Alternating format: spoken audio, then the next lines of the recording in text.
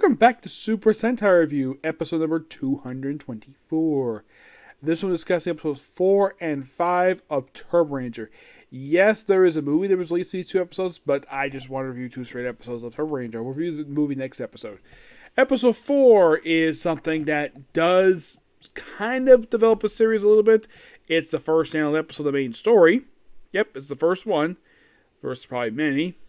And this one basically involves well, the return of Maki.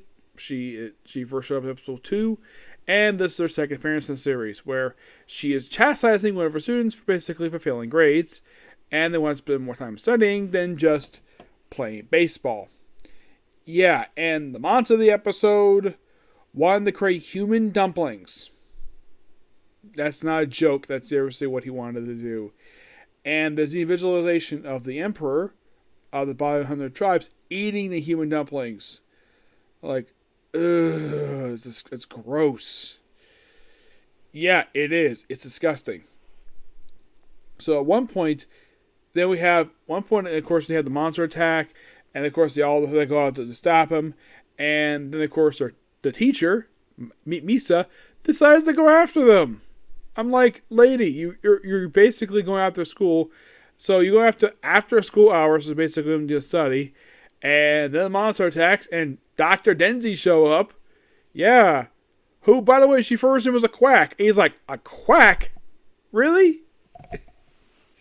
Yep. And then she's consumed. Of course, he's protecting her.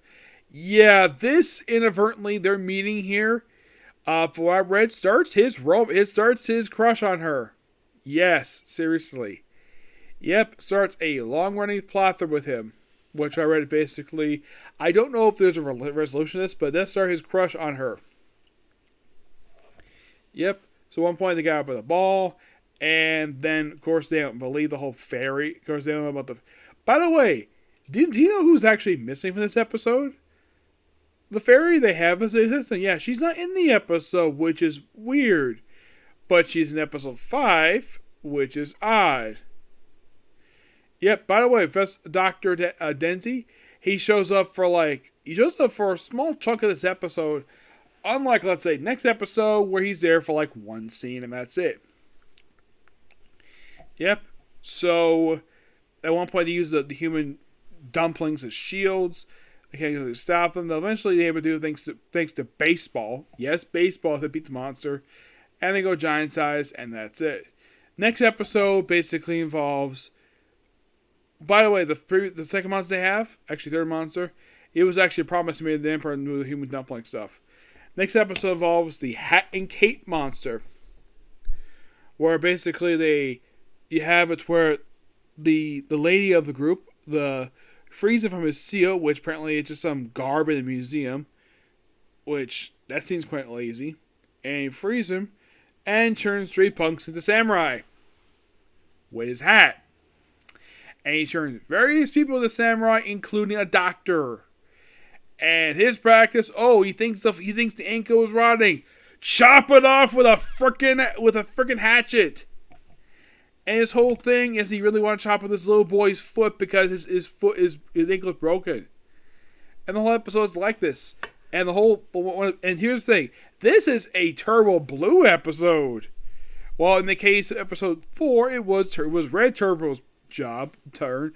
This time it's Black Turbo. And his whole thing is he can run really. He's basically a good runner. Which helps out in the episode itself. Also, at one point, he loses his transformation. He loses his morpher. So... And, of course, the fairy finds it. And, of course, the doctor forgot to put his goggles in. She can't hear. Then she proceeds to drop on his head. It's like, wait, is this... Oh. Then he puts the goggles and realizes what's going on. Then he contacts the team to basically come back to brace. Yeah, apparently while fighting the samurai, it basically pulled his wristband and kind of ripped it off, but he's able to fix, no problem. Yeah. Then after he defeats this monster, everybody turns back normal. Doctor turns back normal too. And of course, starts to set up recovery. It's a pretty odd set of episodes.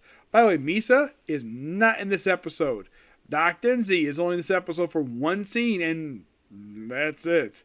No, seriously, it's like last episode he's there for about half the episode. This one, he's here for one scene that lasts for about 2 minutes. Yeah, it's like a 2 quick grand cameo. And Misa's nowhere to be seen, but she's in basically episode 6. So don't worry about that. But I'm still enjoying this series so far. Though I do know that this one basically was something the writer kind of regretted doing along with the next series, 5-Man. I will revive it at some point, but this so far is still a good start. Now, aside from the opening episode reminds you of Mighty Morphin, these two don't, per se. Oh, she actually is absent at episode 4 to episode 8. Yeah, Misa is not there a lot of the time. Do you know what episode she appears in? Apparently 46. She's not in episode 5. I'm not sure about 7. She's there for 8, 13, 14, 17, 21, 22, 34, 37, 47, and the final episode. Yep. But yeah, definitely looking forward to basically when we discuss like the rest of the stuff with her. Yep.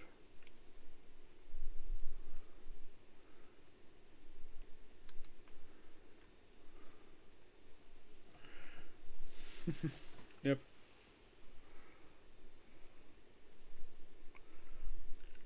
But yeah, that's particularly it, particular view. Next up is going to be, well, a comic card, but I had to read a book first, okay? But I have a next video to discuss, then of course, the movie, and then back to the series, okay? Next video. Bye.